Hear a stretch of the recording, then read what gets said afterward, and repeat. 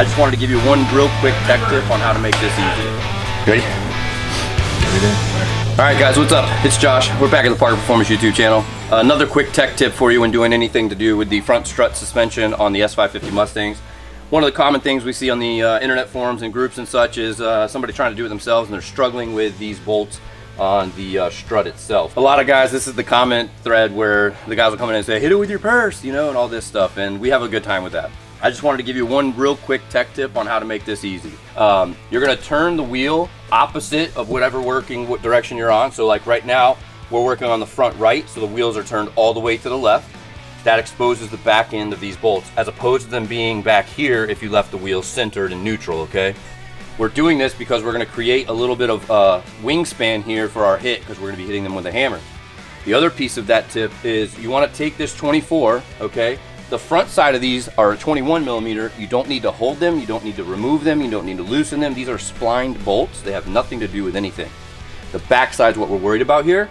So you're gonna take this 24, which I've already loosened with the impact, so you know, video magic, and you're just gonna bring them all the way flush to the end of your stud here. The reason we're doing that is if you were to leave this exposed and you're hammering this, you're actually gonna end up mushrooming the actual stud, okay? Whereas if we take and we put this here, now we've made the pad that we're slamming our hammer against, we've doubled it in diameter. So I'm gonna go ahead and hammer these and we'll get those out real quick and we'll show you what that looks like.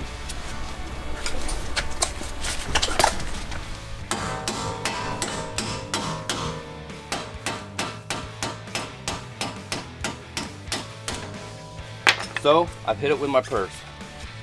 You pull your 24s off. In the old days, you know, some guys, we would do this when we first started as well. You would round these off. If you did that, you were unable to get your 24 back on, or even sometimes unable to get it off because it had mushroomed so much.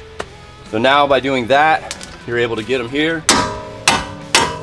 Woo, woo. Give them a little tap, give them a little pull, voila.